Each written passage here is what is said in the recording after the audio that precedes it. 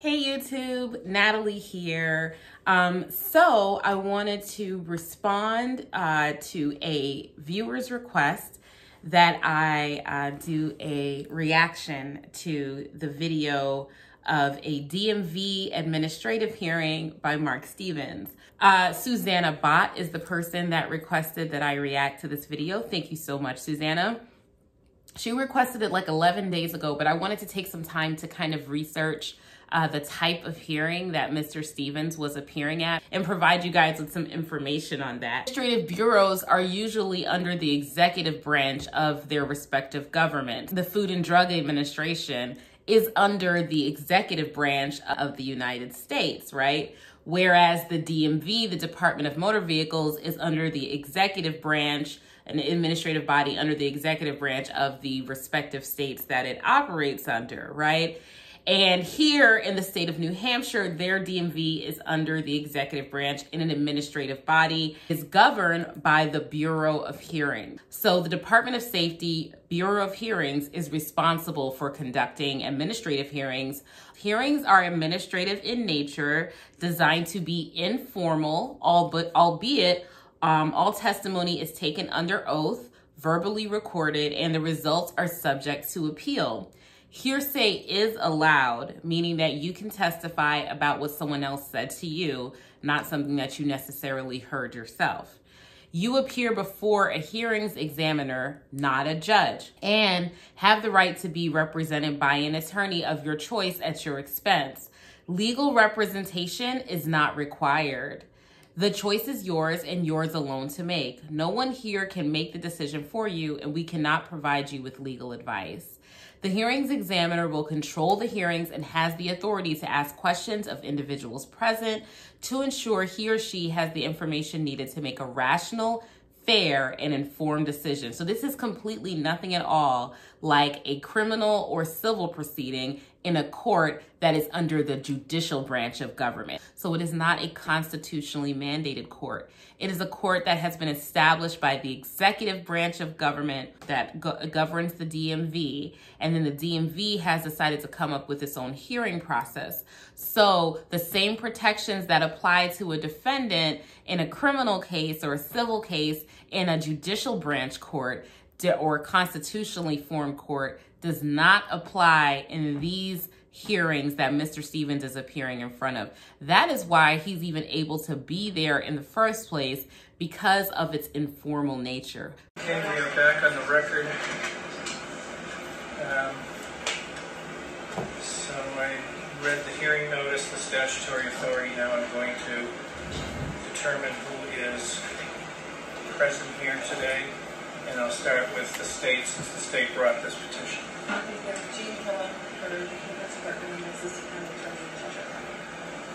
And spell the last name, please. K-I-O-H-A. I'm sorry. I can't hear her.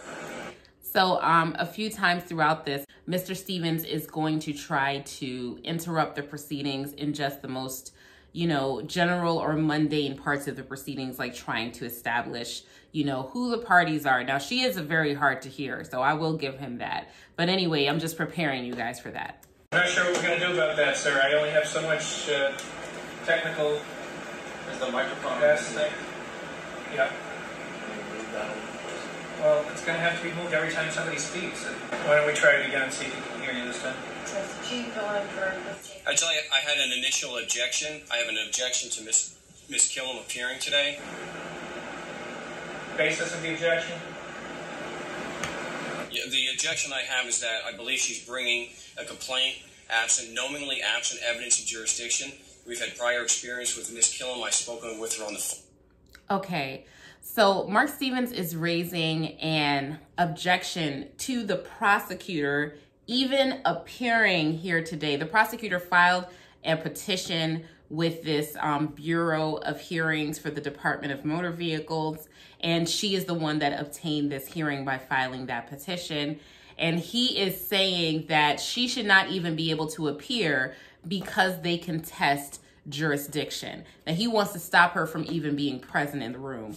Even were this a constitutionally founded court, with the rules of evidence that apply, that would be an improper objection. Whoever has the right to petition the government for redress, be that filing for an administrative hearing, that is not going to be invalidated by the fact that there may eventually be an issue with jurisdiction. So this argument is nonsensical. Or not gotten any evidence from her proving that the Constitution laws in the state of New Hampshire actually apply to Mr. Freeman.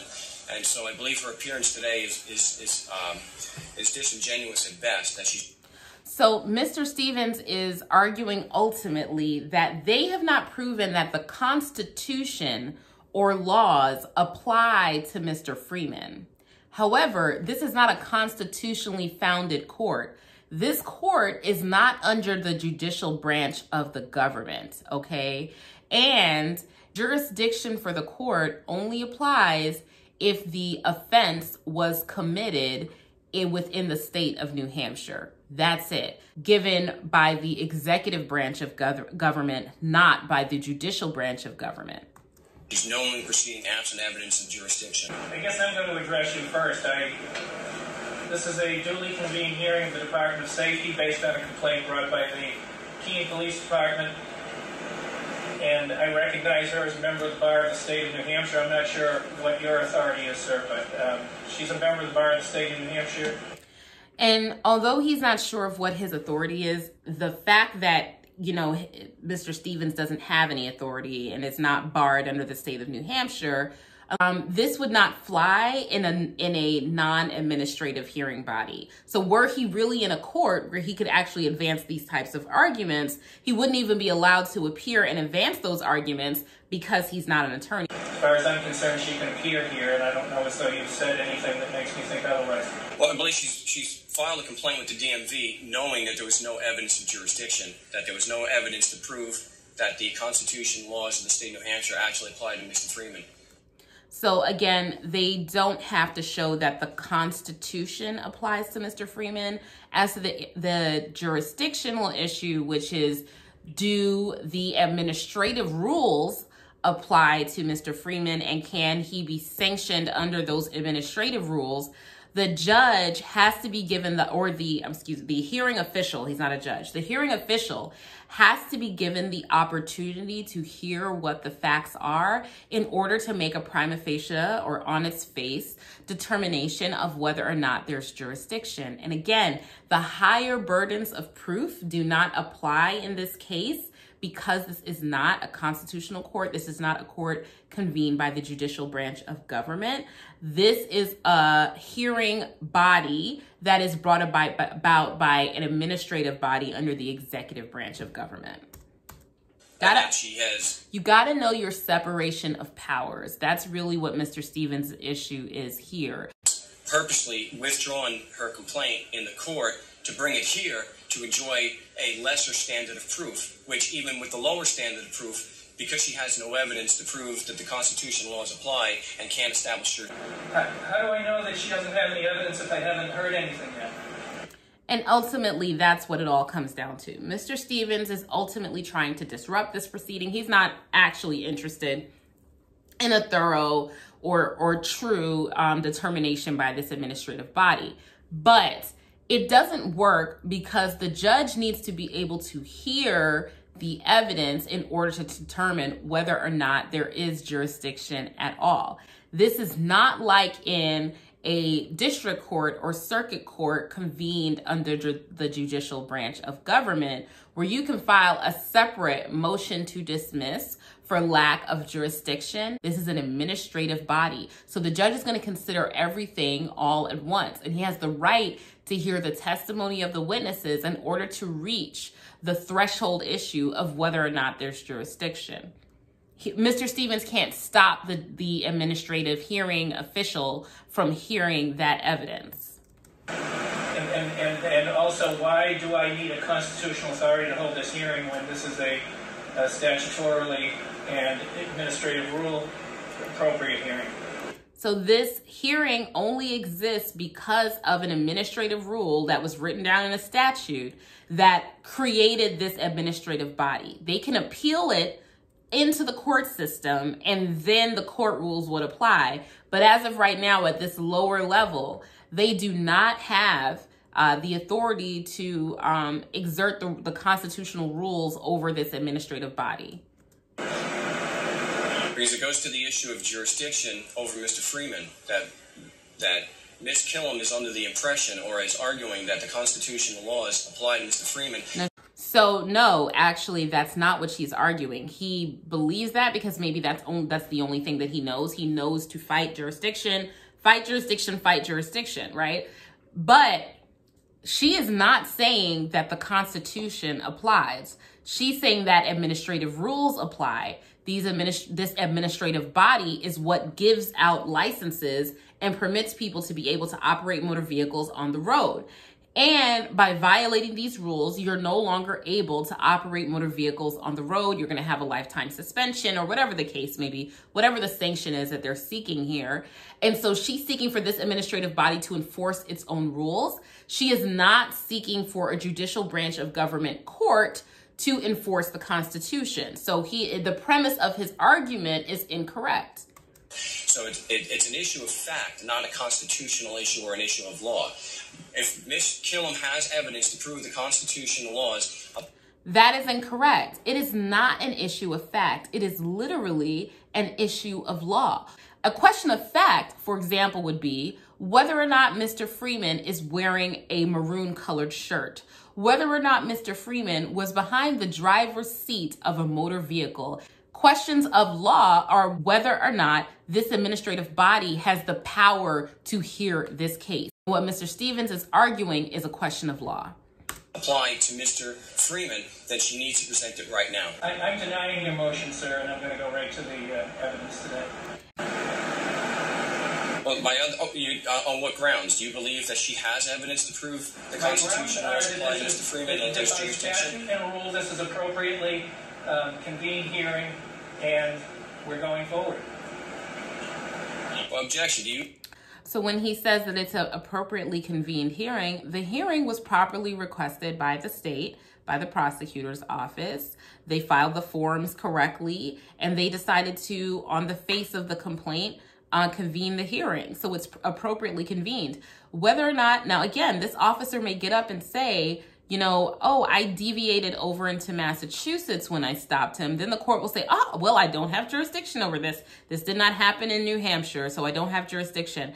But that's not the case here, okay? So that's how you know Mr. Stevens, he has words, but he doesn't know how to use them. Does that make sense? Are you saying that there is evidence to prove that the Constitution laws apply to Mr. Freeman that you've gotten from Ms. Killam? He doesn't need to show that because, again, this is not about the Constitution. It's about the administrative rules that are convened by way of statute, that apply by way of statute. I'm not entirely sure what Constitution you're referring to start with, sir. I believe it's the New Hampshire Constitution that's being applied to Mr. Freeman. Okay. So, again, my question is, has Ms. Killam provided you evidence to prove that the constitutional laws of the state of New Hampshire apply to Mr. Freeman that would then enable you to have jurisdiction over him today? Well, she hasn't put on her case yet, so, and I'm not even sure that I need proof of constitutional authority. I mean, I believe I have it, but as far as I'm concerned, this is a duly convened hearing of the Department of Safety. I'm the Commissioner's designee. We have statutory and rule authority to go forward here today, and we are going forward. I think what he's asking... Well, I'm sorry. Yeah, maybe just to rephrase my understanding, what he's saying is... Okay, well, here's going to be another issue, is that if Mr. Stevens is appearing as his pseudo-advocate in some way, Mr. Freeman cannot speak since Mr. Stevens is the one who's supposed to be representing him. So that's going to be a problem. To me, and how can I do that until I hear evidence? That's right. Well, because Ms. Killam she has filed a complaint. She is required to establish jurisdiction before any hearing is put on. So the question goes, again, what evidence... That's not necessarily... Okay, so here's the thing. If she files the complaint, and in the complaint it says it happened on Smith Street in the city of whatever, I don't know any New Hampshire cities, I'm sorry, in the state of New Hampshire, then on the face of that complaint, jurisdiction has been established. It's now Mr. Freeman's job by way of Mr. Stevens to contest jurisdiction by presenting evidence to show that this didn't happen in the state of New Hampshire. Anyone within the state of New Hampshire is subject to New Hampshire's law. Anyone within the United States is subject to the United States' law. So there's no, unless he can carve out some type of special exception bubble that Mr. Freeman always lives within, where he's not subject to the laws of the place in which he is located, then Mr. Freeman is properly before that administrative hearing. That will play itself out during the course of the hearing. Objection. I believe if you believe you have jurisdiction to actually conduct a hearing, I want to know what evidence you're basing that on that you got from Ms. Killam. Do you believe that you have jurisdiction to conduct a hearing? All right, I guess I should go back to the hearing notice and the statutory authority So he's going to go back and explain that again. for the hearing because we did not have you on the record at the time. Mr. Freeman has been ordered to appear and show cause why his driver license or operating privileges should not be revoked or denied. To review receipt of information submitted from Keene Police Department that you could be hazardous to public safety.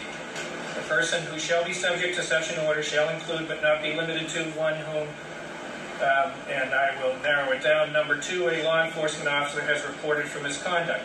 That is appropriate based on RSA 263-56, 263-59, Administrative Rule SAFC 20403, Administrative Rule SAFC 20413. That's my authority. Okay, now the question is, has Ms. Killam provided you with any evidence to prove that the Constitution and laws of the state of New Hampshire actually apply to Ian to prove that you have jurisdiction or to establish your jurisdiction? No. What has she given you evidence-wise to prove that the codes apply to Ian? Again. Because I do have an objection to the appearance of the police officer. I don't believe that Ms. Killam has any evidence that he has any personal first-hand knowledge that the Constitution and laws of the state of New Hampshire apply to Ian.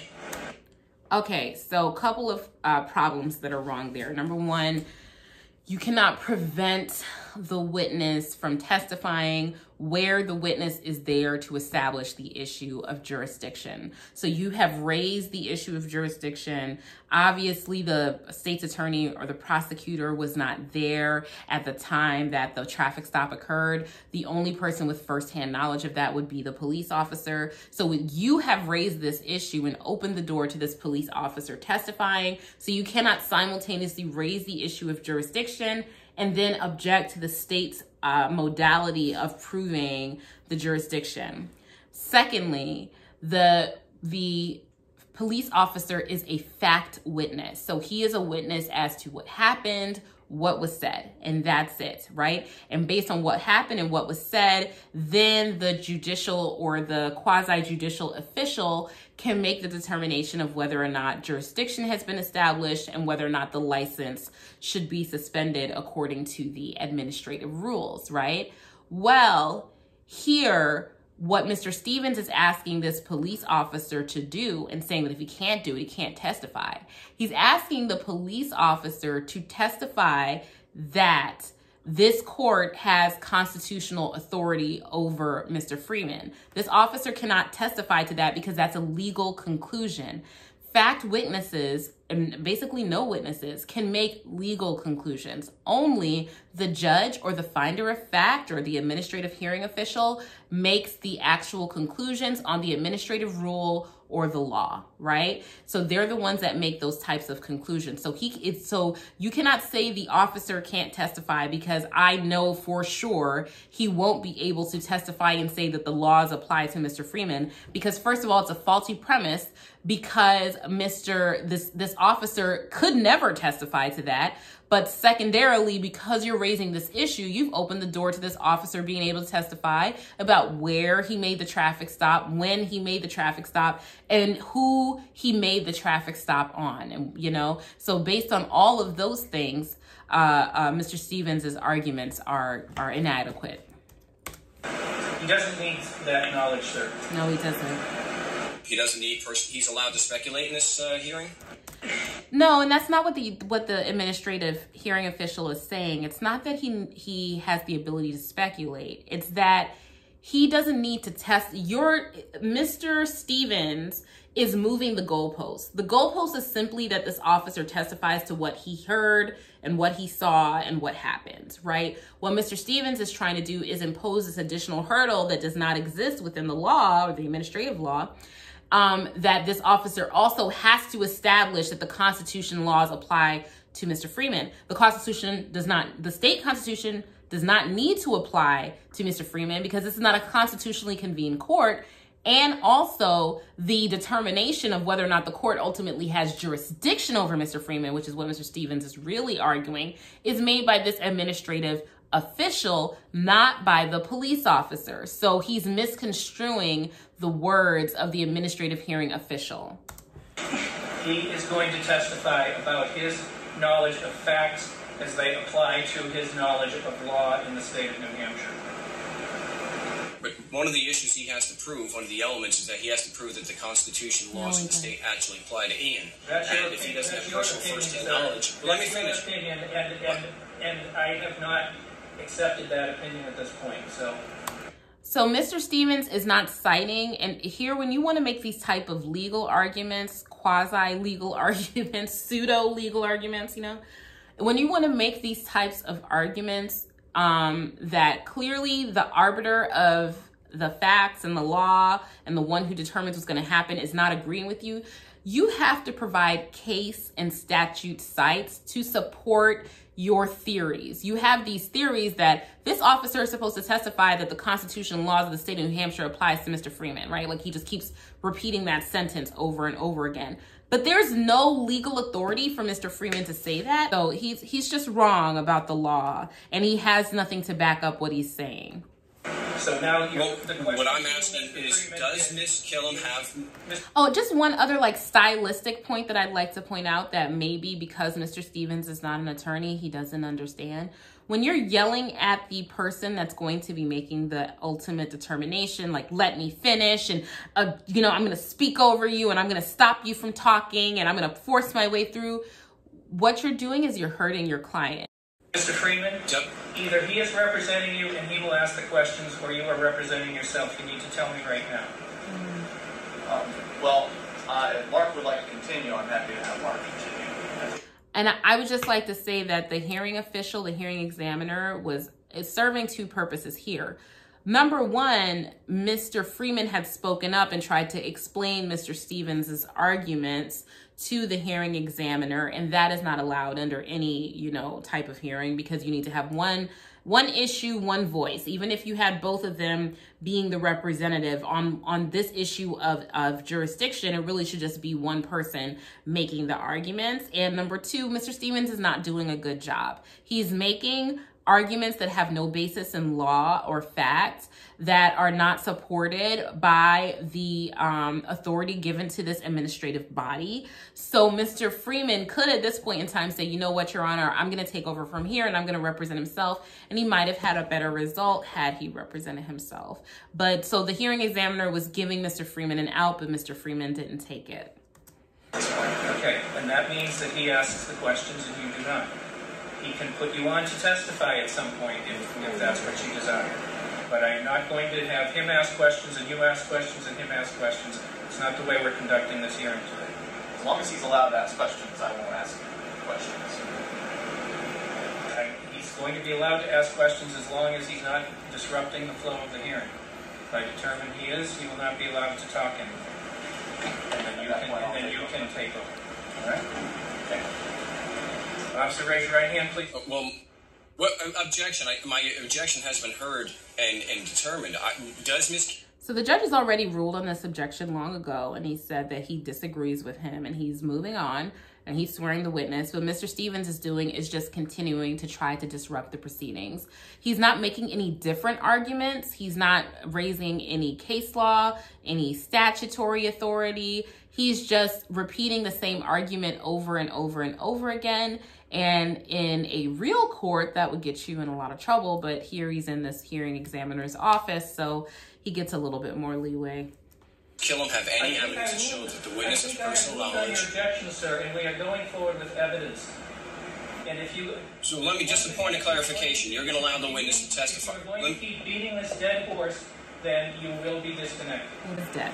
It's very dead. I just need to understand your decision. You're allowing the witness to testify without any showing his personal knowledge of the matters. Who doesn't have personal knowledge of the matter? The officer, I believe. And see, that's a different question than what Mr. Stevens was raising. So, for example, Mr. Stevens was previously saying that this officer can't testify that the constitutional laws of the state of New Hampshire apply to Mr. Freeman in particular, right? And you're saying, and even though he can't testify to that, you're still going to allow him to testify. That question is inaccurate. It's based on an inaccurate premise. And I think Mr. Stevens is starting to realize that. So now he switched his question to this officer has no factual basis to testify. Now, if that is your argument, that's a completely different argument. But unfortunately, the answer to that is to allow this witness to testify to the hearing examiner. Now, if it was a jury, that'd be a totally different question. I can address that at a later time. But in this type of hearing, you allow them to testify to this hearings examiner. And then the hearings examiner can hear from you any evidence that you have to show that this officer has no personal knowledge. The officer wasn't there. It was another officer. This officer is mistaken. This was another officer's case. And he's just stepping up and speaking out for this officer who he's not, you know, and here's some evidence that this is not the right person. That's a different question than what he raised before. And unfortunately, the only way to get to the answer of that question that he's raising is to have the witness testify. He does, and I don't know that until he testifies, do I?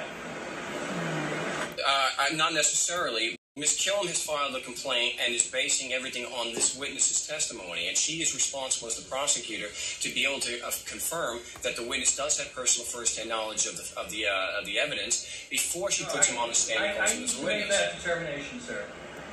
So even if, say, the prosecutor was completely unscrupulous and was and had never vetted her witness and never spoken to him and doesn't know if this is actually the person that has knowledge of the facts of the case, she puts this witness up there. Now we're in front of the hearing examiner. The hearing examiner will hear the evidence from the witness to determine whether or not the witness has firsthand knowledge of the case and whether or not they find that testimony to be credible despite what it is that the defense says in the case. So this objection, once again, bears out the necessity for the officer to testify. She's prosecuting the case. I need to make the determination whether I think his testimony is reliable, and that's it. That's what the rules say. That's it, yeah. Rule 602 says that no witness may testify to a matter unless there's evidence showing that they have personal knowledge, and that's all I'm asking. Rule 602 is federal rules of evidence. Federal rules of evidence, which again, the federal rules of evidence do not apply to this because this is not a constitutionally formed federal court. This is a state executive branch formed administrative court. That's what this is. Asking is for Ms. Killam to be able to confirm that the witness has... What rule did you just refer to? 602. Rule 602. What rule is that? I don't have a rule 602. The federal rules. Rule 602 is in the rules of evidence that give some of the qualifications for a witness. Federal rules of evidence, sir? I believe that it's New Hampshire has the equivalent to the federal rule. No. First of all, not every state has the equivalent to the federal rules of evidence. They have their, if you're going to cite, you cite federal rules of evidence when you are in federal court. They're actual federal courts, and you cite the federal rules of evidence.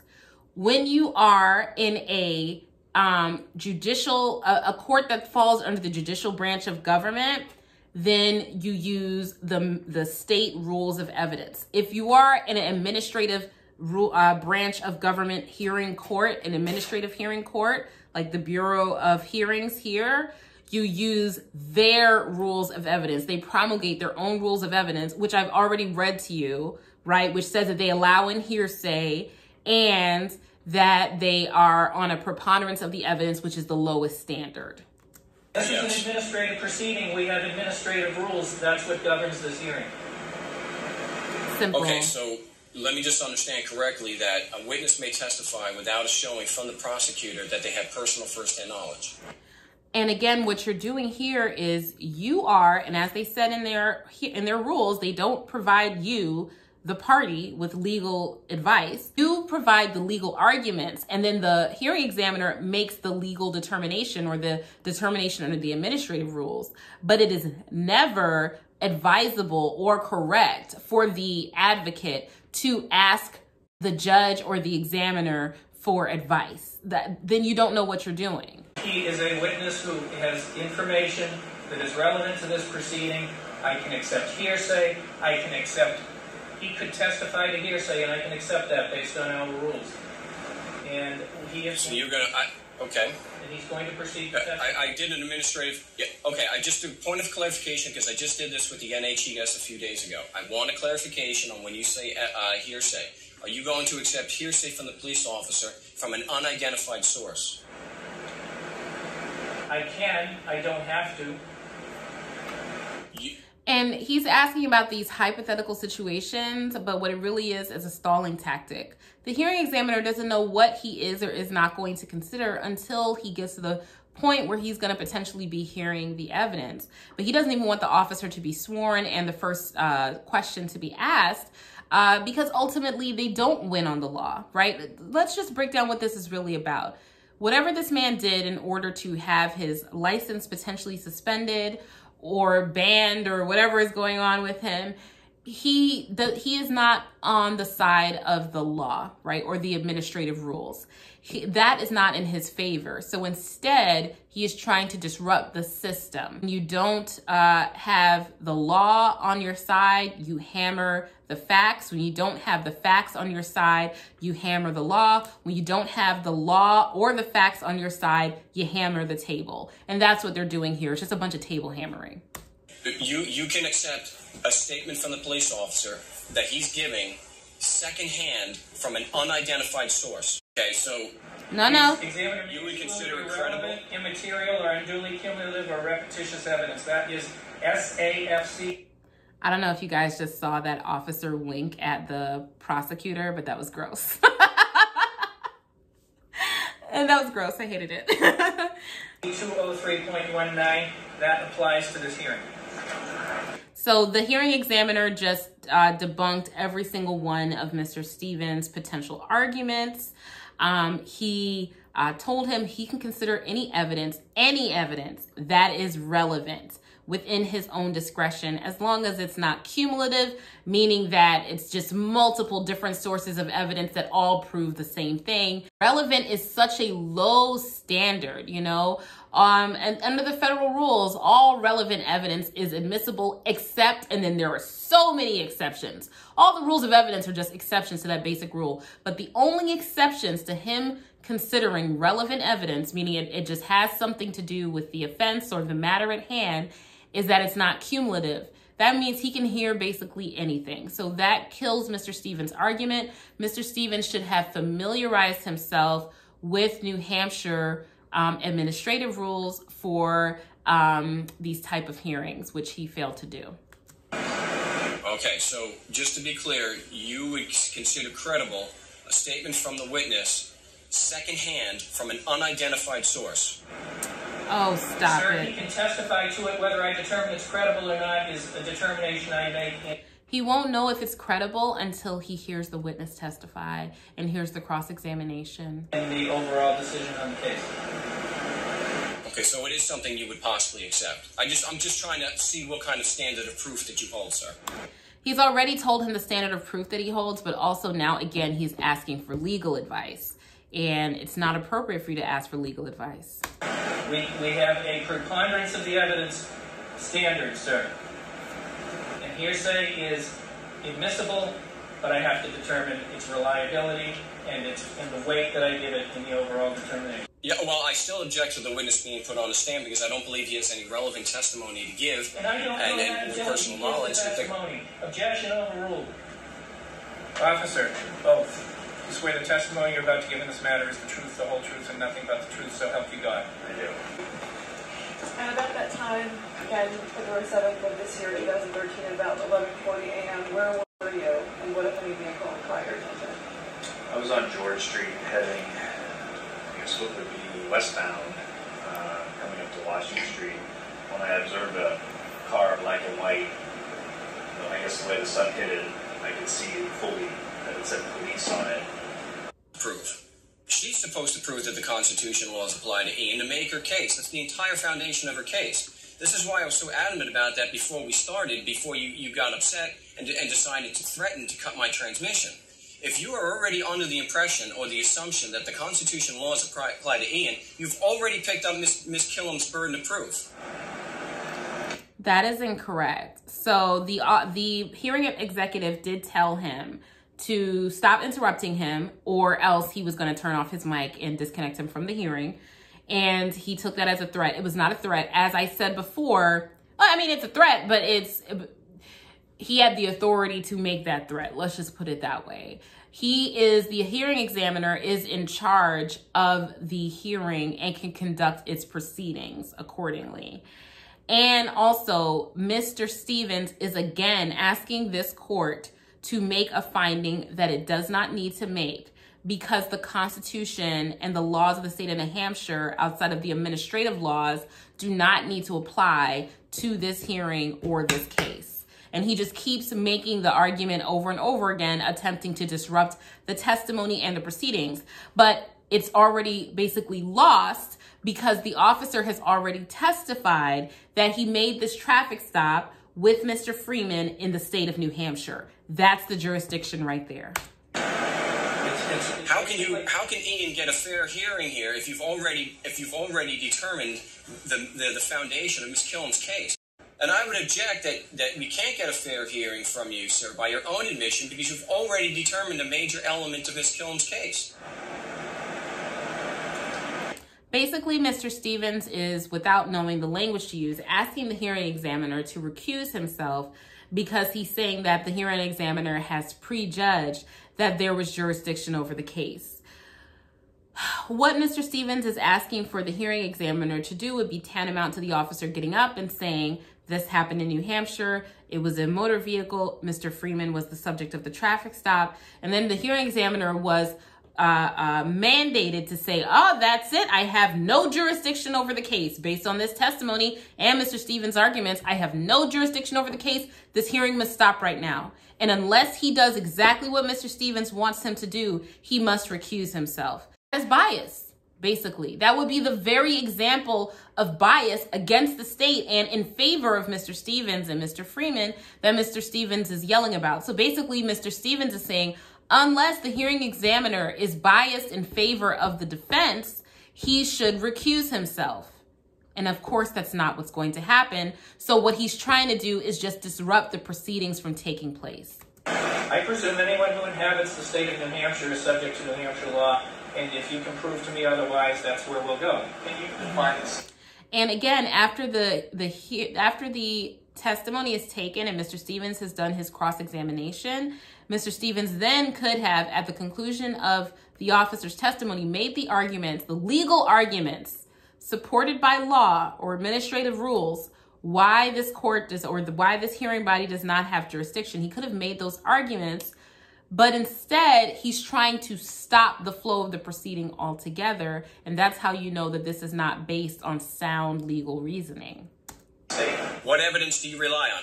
What evidence do you rely on from Ms. Killam to prove that the Constitution laws actually apply to Ian? The officer's testimony. And again, the issue is not whether or not the Constitution applies. This is not a constitutional court. I haven't relied on any evidence of hers yet. As an administrative hearings examiner, I am presumed to have knowledge, specialized knowledge of the area within which I hold hearings.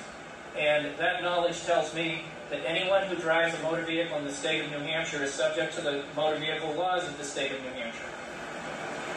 Well, that's your opinion. Now, what evidence do you base? It's not an opinion. It's the ruling. It's his finding.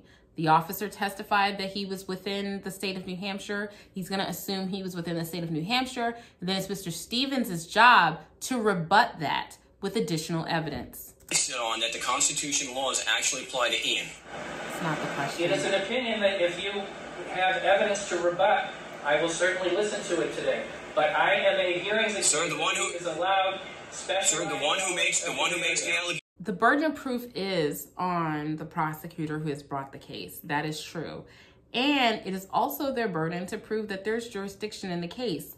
But the standard of proof, which is preponderance of the evidence, the standard that the hearing examiner has to apply in order to reach his decision, is so low that the allegation alone that you were in the state of New Hampshire is enough without Mr. Stevens providing something to rebut that. And the hearing examiner has not made an official determination that, you know, jurisdiction has been found, this happened in the state of New Hampshire, or that this guy's license should be taken away. None of those things have been officially found yet. They can't even get there because Mr. Stevens keeps interrupting the proceedings.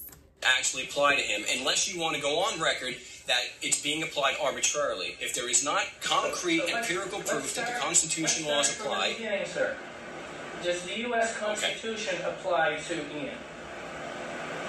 I don't see any evidence to that, sir. And if you believe so, then you better put up the empirical proof, and you better have a witness with personal first-hand knowledge, or you're purely speculating. Okay, we're not going to tolerate it. This discussion isn't going to go anywhere because he won't even admit that the U.S. Constitution applies to Mr. Freeman, even though Mr. Freeman is standing in the United States, sitting in a chair that is located in the United States of America. And the U.S. Constitution applies to all of us that are here in the United States of America, citizens or not. And as a result, the hearing examiner knows that he's not going to get anywhere with Mr. Stevens. I have the right to hold the hearing. I don't have to make a determination as to whether the Constitution and laws of the state apply to this gentleman, and you are certainly capable, it sounds like, of making that argument yourself once I have heard the state's case. And I am going to hear the state's case. You're making an assumption that picks up her burden of proof that he was physically in New Hampshire, the laws apply. So I'm just trying to get. I'm waiting to hear that evidence. He has not made a determination, and that's the thing. Mr. Stevens keeps trying to push the administrative official to make a determination so that he can argue against it, or he's presuming that the administrative official has made that determination. He is not. The only determination the administrative official has made is that he's going to hear the evidence that the state has to put on in order to support their case. Mr. Stevens cannot stop him from hearing that evidence, because there's no other way for the administrative executive or the administrative official to make the administrative examiner to make that determination without hearing the evidence. I'm waiting to hear that evidence, and you're not letting me.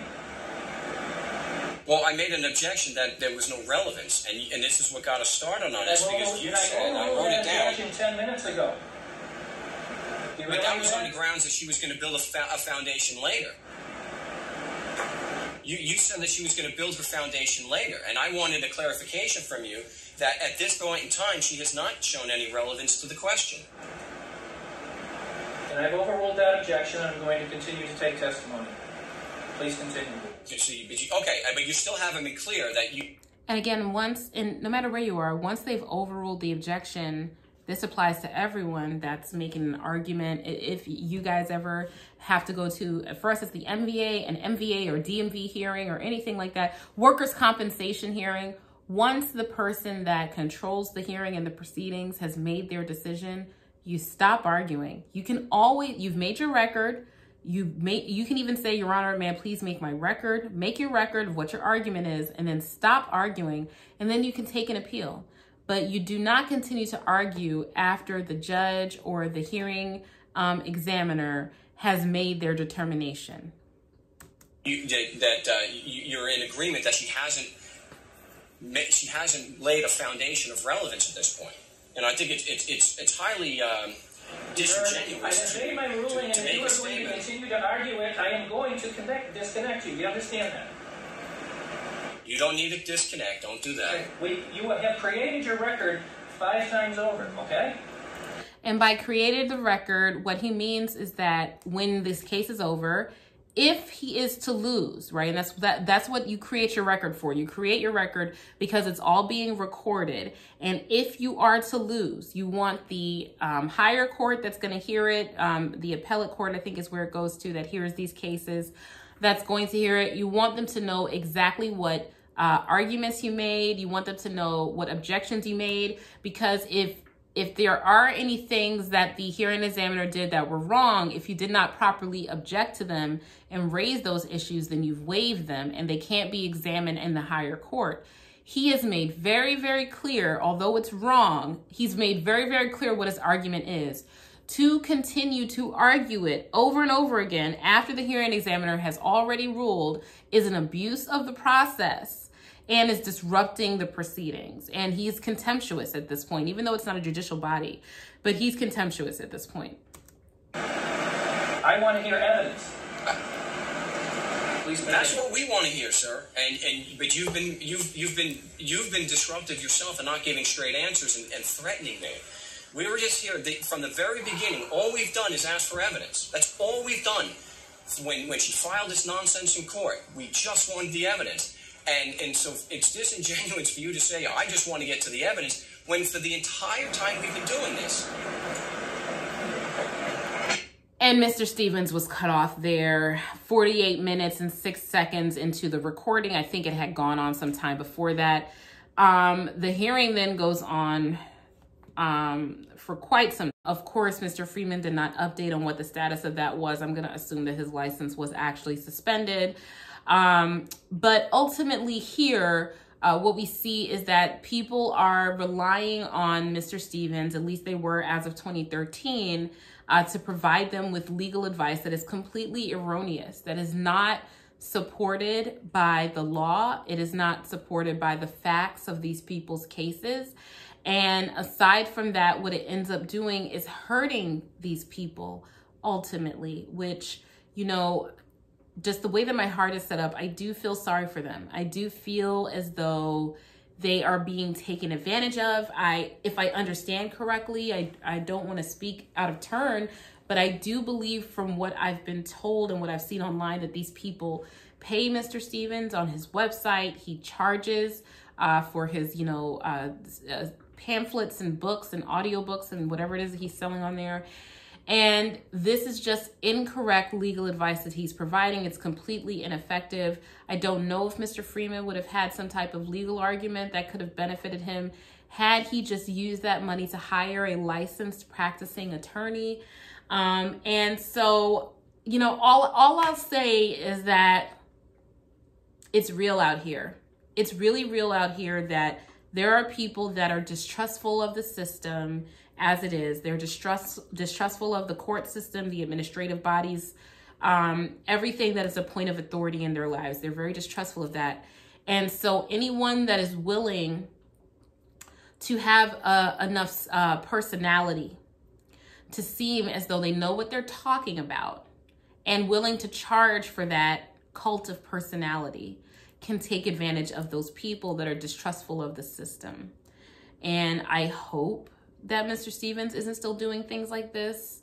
And if he is, I hope he stops because he greatly injured Mr. Freeman's case.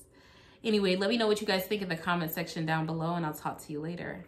Bye. Guys, I'm sorry this video was so long, but ultimately I just wanted you to understand that the Constitution gives you the right to a trial by jury and certain legal protections in criminal cases. The Constitution does not give you the right to an administrative hearing. If you think about it, no state has to issue driver's licenses. They could all decide that they don't want to issue a driver's license, and therefore there would be no administrative body in place that would grant people the right to have a driver's license, right? You're not entitled to a driver's license. You have the right to travel under the Constitution, but no right to travel by way of motor vehicles. If you think about it a completely different way, there are licenses to be a barber, for example. The state does not have to issue barber's licenses, but if your barber's license is about to be revoked because you do have one, then the administrative body that's in charge of barber's licenses gets to determine what type of hearings they set up and what type of rules that you have to follow. Those are not governed by the Constitution because it's an administrative body, not a body that is mandated by the Constitution like the courts that are found under the judicial branch of government. If you lose your license, it's not the same thing as losing your freedom, and it's not the same thing as losing your life or losing your money, as can be a punishment that's given to you under the criminal court system that is mandated by the Constitution. So Mr. Stevens was trying to apply standards that do not apply to these types of hearings because he was not aware of the type of court that he was in. That's why he was trying to use the federal rules of evidence that only apply to federal courts, not administrative bodies that are convened under a state executive branch. I hope that that makes sense and helps to explain, not only why this video was somewhat humorous, but also why it's a great example of you should not rely on legal advice from someone who is not an attorney. Thanks so much, guys, and have a nice day. Bye.